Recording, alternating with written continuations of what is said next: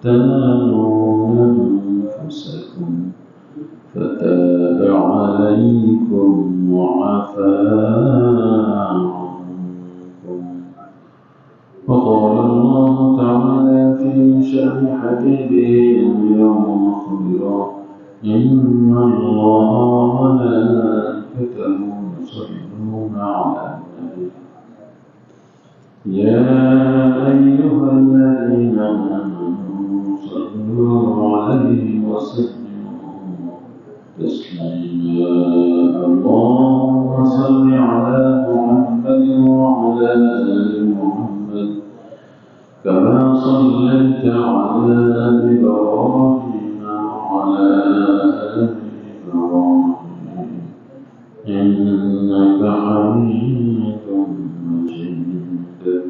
اللهم بارك على محمد وعلى آل محمد كما باركت على إبراهيم وعلى آل إبراهيم إنك حميد مجيد. سبحانك لا علم لنا إلا ما علمتنا إنك أنت العليم الحكيم. رب اشرح لي صدري ويسر لي أمري واحلل عقدة من لساني يفقهوا قولي. أما بعد، معزز محترم حضرات المسلمين الكرام، السلام عليكم ورحمة الله وبركاته. সর্বপ্রথম শুকরিয়া আদায় করছি সেই মহান রব্বুল আলামিনের যে আমাদেরকে রমজানের দ্বিতীয় অংশ মাগফিরাতের সর্বশেষ দিনে তারই পবিত্র ঘর জান্নাতের টুকরা মসজিদে যথাসময়ে এসে কিছু আলোচনা করার এবং শোনার তৌফিক দান করেছেন। যেন আমরা সমস্ত কালিমাতুর শুকর আদায় করছি আলহামদুলিল্লাহ। দুরূদ সালাম প্রেরণ করছি সাইয়্যিদুল মুরসালিন রাহমাতুল লিল আলামিন খাতামুন নবিয়্যিন মুহাম্মদুর রাসূলুল্লাহ সাল্লাল্লাহু আলাইহি ওয়াসাল্লাম প্রতি। যিনি মদিনায় একটি ইসলামী রাষ্ট্র প্রতিষ্ঠা করেছেন এবং 10টি বছর সে ইসলামী রাষ্ট্র পরিচালনা করে আমাদেরকে ইসলামী রাষ্ট্রের একটি মডেল উপহার দিয়ে গেছেন। আল্লাহর এই জমিনে আল্লাহ দ্বীন প্রতিষ্ঠার জন্য যে সমস্ত সুহাদায়ে কেরাম তাদের জীবন দিয়ে গেছেন, তাদের শাহাদাতের সর্বোচ্চ মর্যাদা আল্লাহ রাব্বুল আলামিনের কাছে কামনা করছি। সম্মানিত হাজিরিন, আল্লাহ রাব্বুল আলামিন আমাদের দোয়াকে কবুল করেছেন। আমরা দোয়া করেছিলাম আল্লাহ দরবারে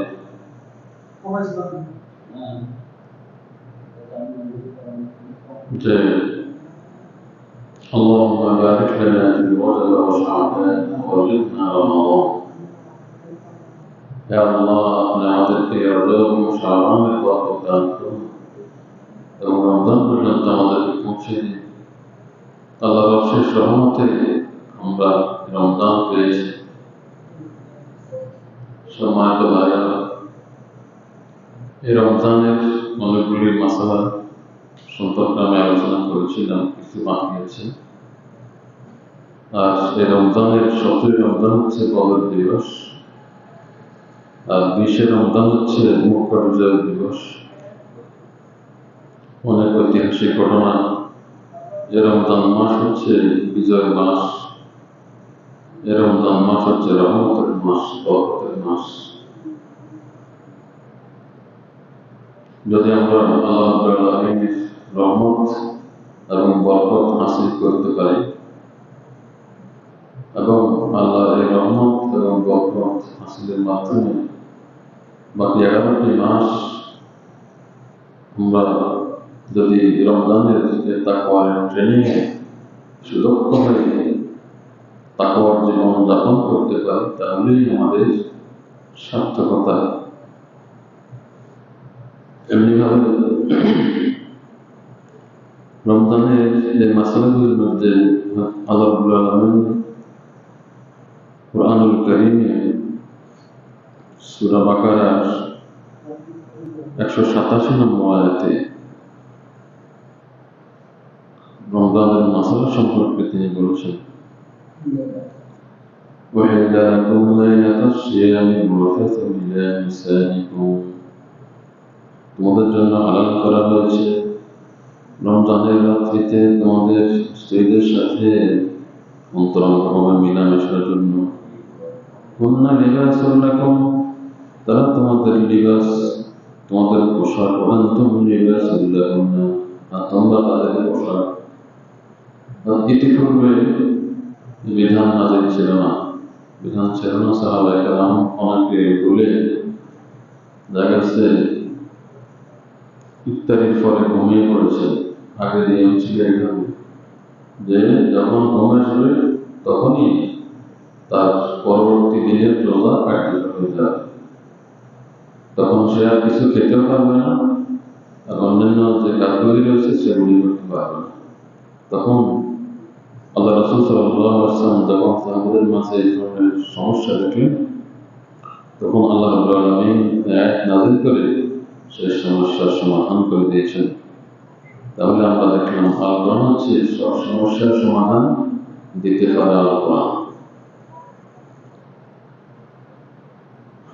হুন্না লিবাসুন লাকুম ওয়া আনতুম লিবাসুন লাহুন্না আলিমাল্লাহু আন্নাকুম কুনতুম তাখতানুনা আনফুসাকুম।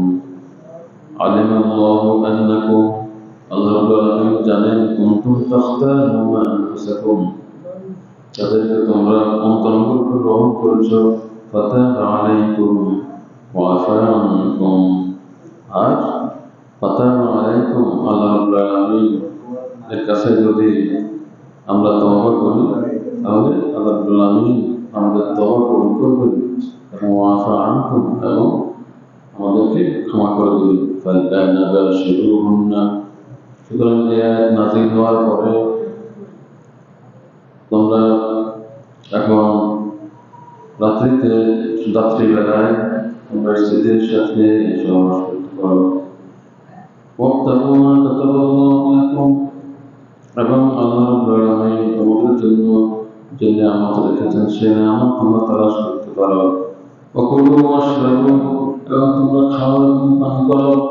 হাত্তা ইয়াতাবায়ানা লাকুমুল খাইতুল আবিয়াদু মিনাল খাইতিল আসওয়াদি মিনাল ফাজর, সাদা সুতা এবং কালো সুতা এর পার্থক্য হওয়া পর্যন্ত, অর্থাৎ সূরা সাদিক পর্যন্ত তোমরা খেতে পারো।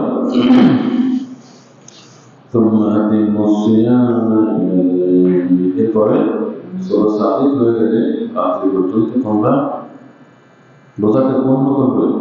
ওয়ালা তুবাশিরুহুন্না ওয়া আনতুম আকিফুনা ফিল মাসাজিদ, তোমরা মসজিদে যখন ইতিকাফ করবে তখন স্ত্রীর সাথে মেলামেশা করতে পারবে না। তিলকা হুকুমুল্লাহ ফালা তাকরাবুহা, এটা হচ্ছে আল্লাহ রাব্বুল আলামিনের বিধান, তোমরা এই বিধানের লঙ্ঘনের নিকটবর্তী হও না। কাযালিকা ইউবাইয়িনুল্লাহু লাকুম আয়াতিহি লিন-নাসি লা'আল্লাহুম ইয়াত্তাকুন, এভাবে আল্লাহ রাব্বুল আলামিন মানুষের জন্য তার নিদর্শনগুলি, তার বিধানগুলি স্পষ্টভাবে বর্ণনা করেন, যাতে তারা আল্লাহ রাব্বুল আলামিনকে ভয় করে। তাহলে আল্লাহ রাব্বুল আলামিনকে ভয় করার জন্য কিছু নির্দেশনা, কিছু বিধান দেওয়া আছে, আমাদেরকে সেগুলি সেভাবে গ্রহণ করতে হবে। আল্লাহ রাব্বুল আলামিন এই রমজান মাসটিকে আমাদের জন্য বিজয়ের মাস হিসেবে তিনি নির্ধারণ করেছেন। সাহাবা আজমাইনকে নিয়ে মুহাম্মদুর রাসূলুল্লাহ সাল্লাল্লাহু আলাইহি ওয়াসাল্লাম মদিনায় যখন হিজরত করেছেন, দ্বিতীয় হিজরিতেই এই রমজানের রোজা ফরজ করা হয়েছে। আর এই দ্বিতীয় হিজরিতে 17 রমজান বদর প্রান্তরে বদরের যুদ্ধ ইসলামের ইতিহাসে প্রথম গাজওয়ায়ে বদর সংঘটিত হয়েছে। আর সেই বদরের প্রান্তরে আল্লাহ রাব্বুল আলামিন মুসলিমদেরকে সহযোগিতা করেছেন। সেই বদরের যুদ্ধে কাফেরদের প্রস্তুতি ছিল, সৈন্য সংখ্যা ছিল 1000, কাফেরদের উট ছিল 700টি, ঘোড়া ছিল 100টি, আর এর বিপরীত পক্ষে মুসলিমদের মুজাহিদ সংখ্যা 313, মোট 70, ঘোড়া 2টি, লৌহবর্ম 6টি আর তরবারি 8টি। এই সামান্য প্রস্তুতি নিয়ে আল্লাহ রাব্বুল আলামিন এর সাহায্য চেয়ে আল্লাহ রাব্বুল আলামিনের আদেশে মুহাম্মদ রাসূলুল্লাহ সাল্লাল্লাহু আলাইহি ওয়াসাল্লাম কাফেরদের বিরুদ্ধে ইসলামকে বিজয় করার জন্য জিহাদে অবতীর্ণ হলেন। আল্লাহ রাব্বুল আলামিন কুরআনুল কারীমের সূরা আলে ইমরানের 123 নম্বর আয়াতে ইরশাদ করেছেন, وَلَقَدْ نَصَرَكُمُ اللَّهُ بِبَدْرٍ وَأَنْتُمْ أَذِلَّةٌ فَاتَّقُوا اللَّهَ لَعَلَّكُمْ تَشْكُرُونَ وَلَقَدْ نَصَرَكُمُ اللَّهُ بِبَدْرٍ আল্লাহ রাব্বুল আলামিন বদরের প্রান্তরে তোমাদেরকে সাহায্য করেছেন। وأنتم أذلة তোমরা ছিলে সংখ্যায় কম, তোমরা ছিলে দুর্বল, তাদের প্রস্তুতির তুলনায় তোমাদের প্রস্তুতি ছিল অনেক কম।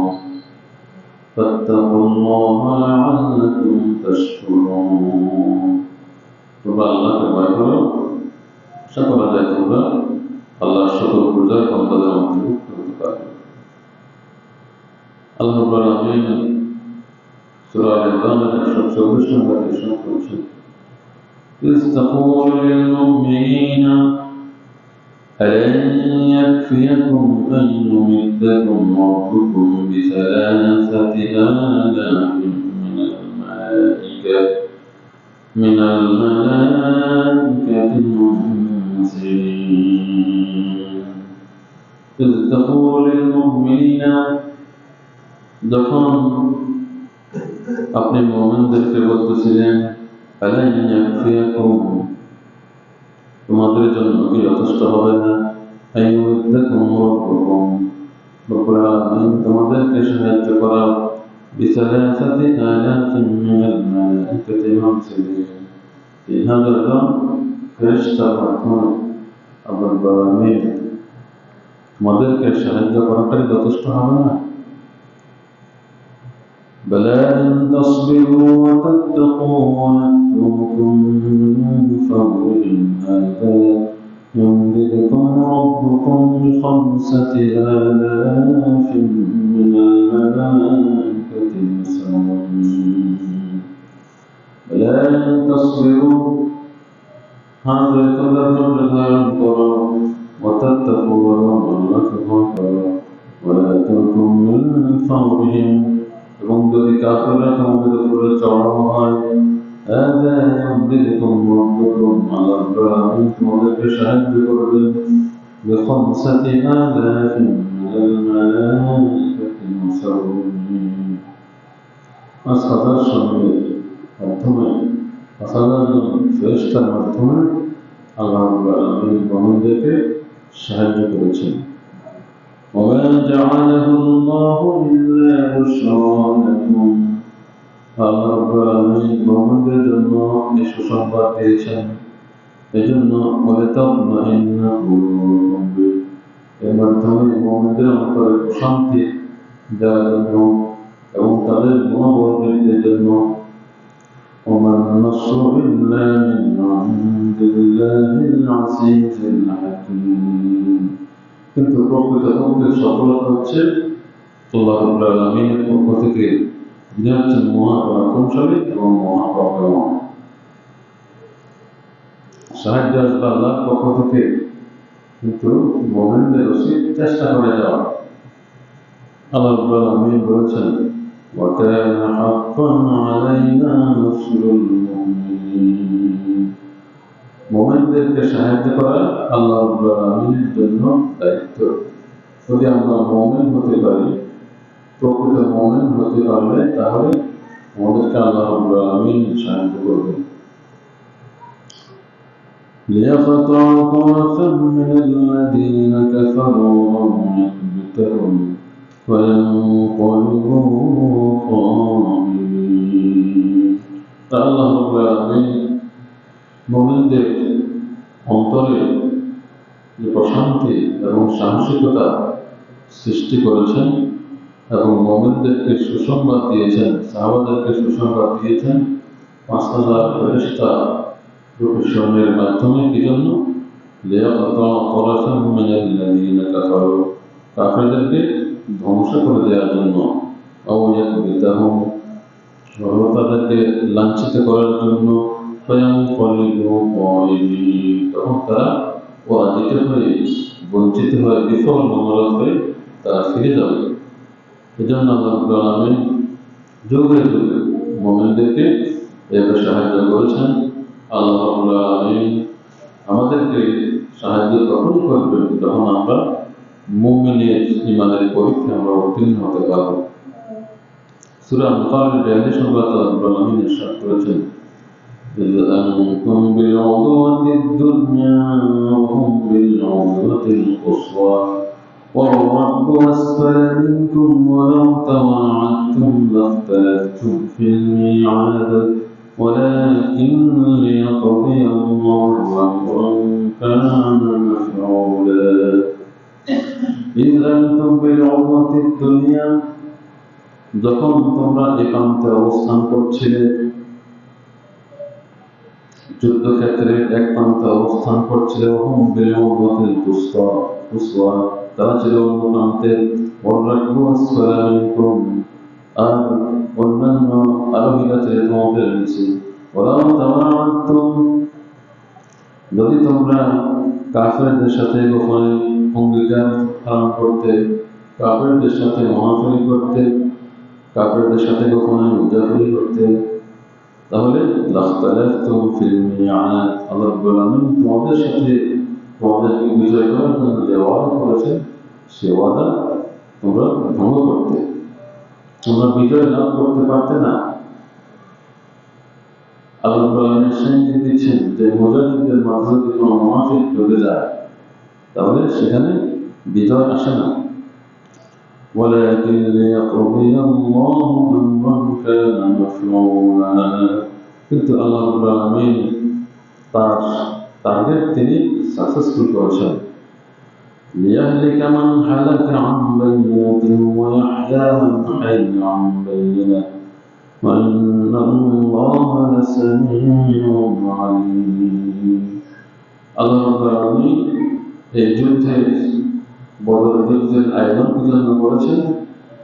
ইসলামের বিরুদ্ধে, ইসলাম প্রতিষ্ঠার বিরুদ্ধে কারা দাঁড়িয়ে যায়, আল্লাহ রাব্বুল আলামিন সেই এভিডেন্স সংগ্রহ করার জন্য, সেই প্রমাণ সহকারে তাদেরকে ধ্বংস করার জন্য, ওয়ায়াহইয়া মান হাইয়া আন বাইয়িনা, এবং কারা ইসলামের পক্ষে মুজাহিদ হয়ে দাঁড়িয়ে যায় তাদেরকে বিজয় দান করার জন্য, জীবিত রাখার জন্য আল্লাহ রাব্বুল আলামিন বদরের প্রান্তরে জিহাদের আয়োজন করেছেন।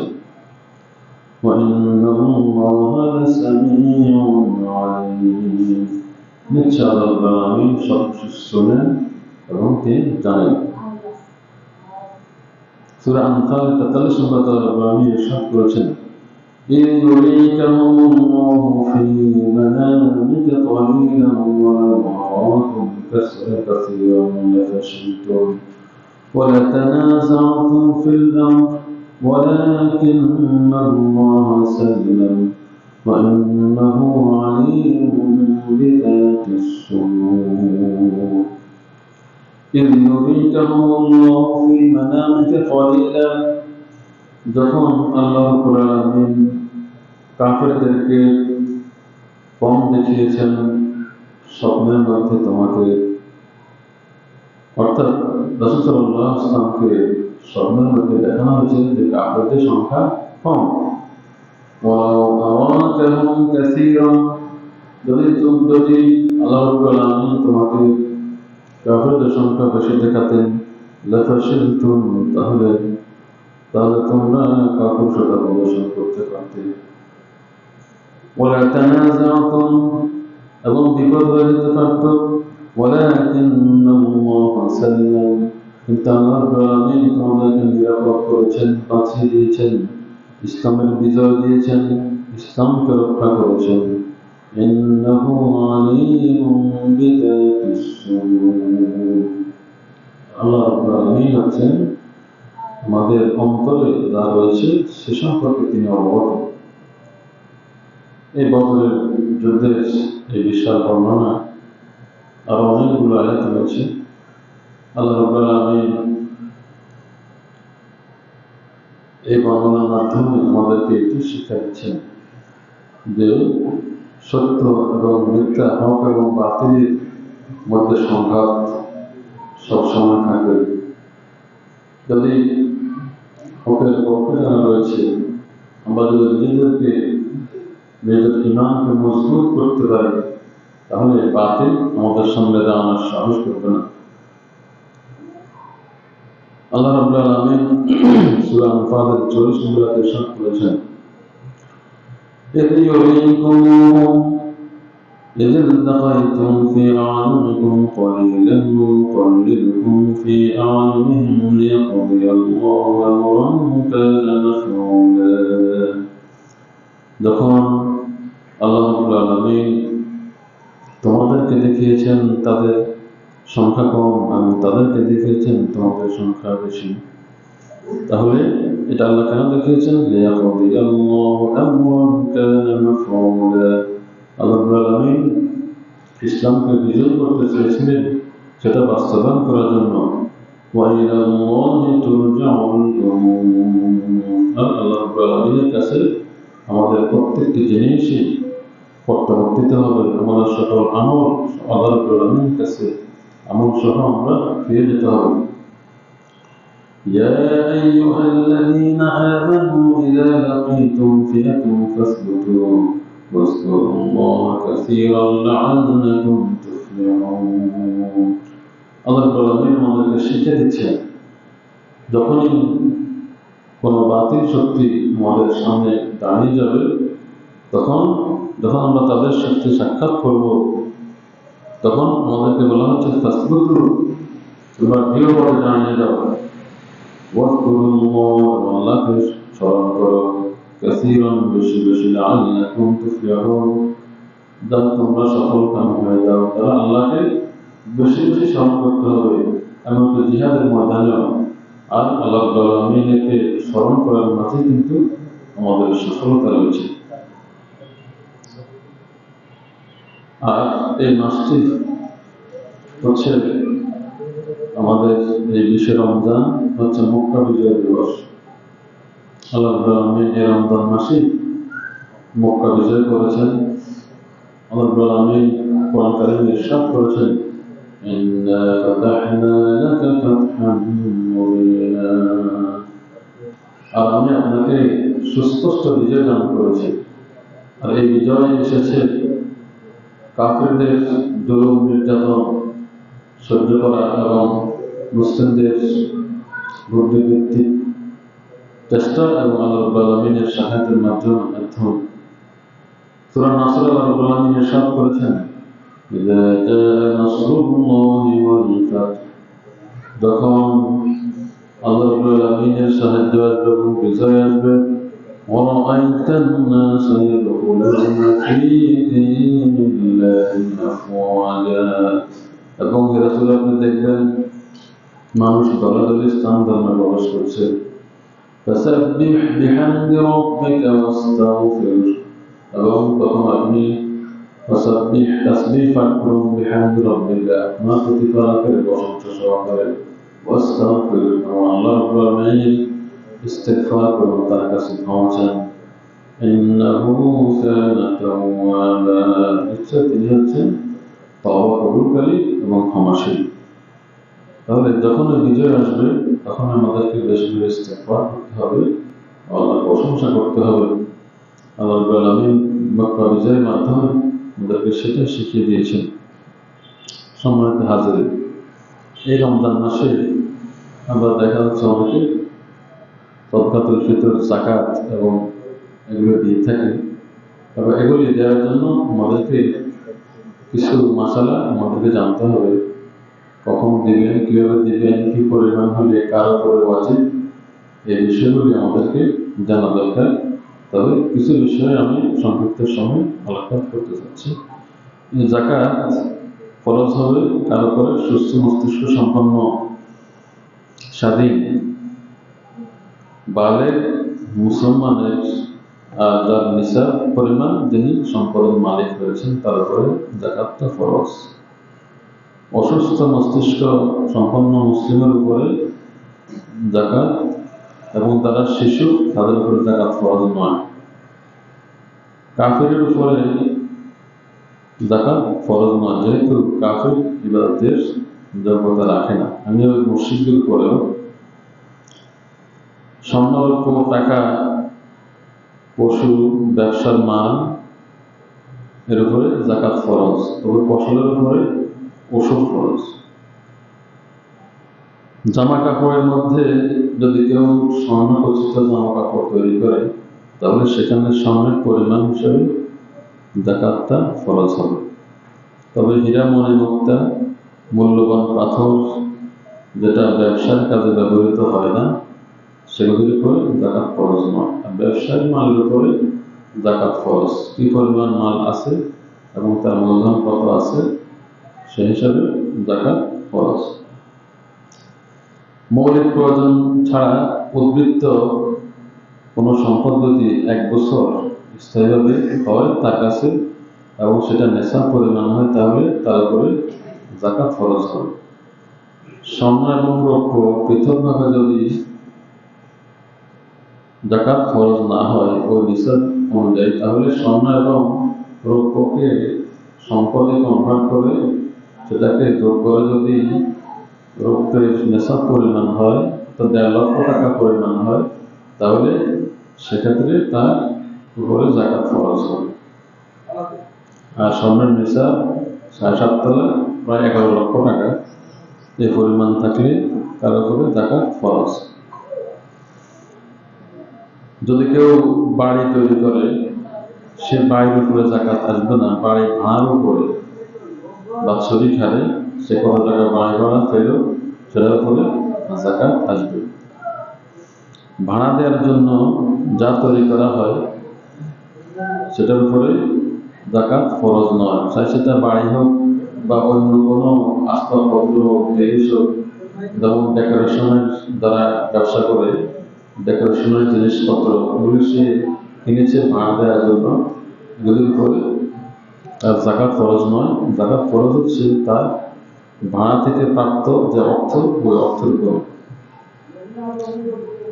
আর যদি কেউ দীর্ঘমেয়াদী লোন নিয়ে থাকে ব্যাংক থেকে, যেমন 10 বছরের জন্য লোন নিয়েছে, এখন সে যদি বলে যে আমার সম্পদ এত, লোন এত, লোনের টাকা আমি বিয়োগ দিয়ে দিব, বাকিটার উপরে যাকাত দিব, তাহলে তো 10 বছরের সে আরো দেনা থাকবে। তো দেনা থাকলে সেখানে হচ্ছে 10 বছরের টাকাটা সে বিয়োগ দিতে পারবে না। কিন্তু যাকাতের বিষয় হচ্ছে 1 বছরের সাথে সম্পর্ক। 1 বছরের কিস্তিটা সে বিয়োগ দিতে পারবে তার মূল সম্পদ থেকে। যদি বিয়োগ দেওয়ার পরে অবশিষ্ট সম্পদের উপরে তার নেশাব ওয়াজিব হয় তাহলে সেক্ষেত্রে সে যাকাত দিতে হবে। মোহরের বাকি টাকা মূল সম্পদ থেকে বাদ দেওয়া যাবে না। অর্থাৎ কেউ যদি স্ত্রীর মোহর ধরেন দেয় নাই, কিছু দিচ্ছে, কিছু বাকি আছে, সেটা মাসে মাসে দিচ্ছে বা কিস্তিতে দিচ্ছে বা বছরে পরিশোধ করতেছে, পরিশোধ করা তো খরচ। এখন যেটা বাকি আছে ওটা সে যদি মনে করে যে এটা তো আমি দেয় না, এই ঋণটা আমি আমার সম্পদ থেকে বিয়োগ দিয়ে দিব না, এটা দিতে পারবে না, মোহরটা ছাড়া। এরপর আসেন পাওনা টাকা। পাওনা টাকা যদি কেউ উসুল করতে পারে, তার হাতে আসে, তখন সে পাওনা টাকার উপরে যাকাত ওয়াজিব হবে। পারে সে ও টাকা পাবেও না জীবনে। তাহলে যদি যদি কেউ পাওনা টাকার উপরে আরেকজনের হাতে থাকা অবস্থায় যদি জাকাত দিয়েও দেয়, তাহলে তার হস্তগত হওয়ার পরে সেটা জাকাত দেওয়া লাগবে না, আদায় হয়ে যাবে। বাকি যদি কেউ আরেকজনের কাছে এই পাওনা টাকা থাকার অবস্থা যদি জাকাত না দেয়, তো সমস্যা নেই, তো তার হাতে আসার পরে যে কয় বছর ওর কাছে ছিল ওই বছরের জাকাত দিতে হবে। আর এই জাকাতের ক্ষেত্রে আল্লাহ রাব্বুল আলামিন অনেকগুলি দিক নির্দেশনা দিয়েছেন। আল্লাহ রাব্বুল আলামিন বলছেন সূরা বাকারা 264 নম্বর আয়াতে, যে আইয়ুহাল্লাযীনা আমানু লা তুবতিলু সাদাকাতিকুম বিল মান্নি ওয়াল আযা কাল্লাযী ইউনফিকু মালাহু রিআআন নাস ওয়া লা ইউমিনু বিল্লাহি ওয়াল ইয়াউমিল আখির। অর্থাৎ এখানে সারাংশ হচ্ছে যে জাকাত আমি দিলাম, জাকাত দেওয়ার অর্থ যে ওই লোক ছোট হয়ে গেছে বিষয়টা এমন না। জাকাত হচ্ছে ওই লোকের প্রাপ্য, আমি তাকে প্রাপ্য বুঝিয়ে দিয়েছি, আমার সম্পদটা আমি পবিত্র করে নিয়েছি, সে আমার উপকার করছে। যে লোক আমার জাকাত গ্রহণ করেছে সে আমার উপকার করেছে, আমি তার প্রতি কোনো ইহসান করিনি। আর এই জাকাত দেওয়ার কারণে তাকে কোনো কষ্ট দেওয়া যাবে না, কোনো অপমান করা যাবে না, খোটা দেওয়া যাবে না। যদি এগুলি করা হয় তাহলে ওই সরকার যে সবটা নষ্ট হয়ে যাবে। আল্লাহ রাব্বুল আলামিন আয়াতে বলছেন, وأنفقوا مما رزقناكم من قبل أن يأتي أحدكم الموت ويقول رب لولا أخرتني إلى أجل قريب فأصدق وأكن من الصالحين من قبل أن يأتي أحدكم الموت। এই আয়াতে আল্লাহ রাব্বুল আলামিন বুঝাচ্ছেন যে যখনই যাকাত ফরজ হবে তখনই দিতে হবে। যাকাত ফরজ হওয়ার পরে অপেক্ষা করা যাবে না, কারণ মৃত্যু চলে আসলে তখন সেটা ওই জাকাতের ফরজিয়তটা তার উপরে থেকে গেল, তখন সে গুনাহগার হবে। আল্লাহ রাব্বুল আলামিন আমাদেরকে আলোচিত মাসালাগুলি এবং আয়াতগুলো আমল করার তৌফিক দান করুন। আমিন। আসসালামু আলাইকুম।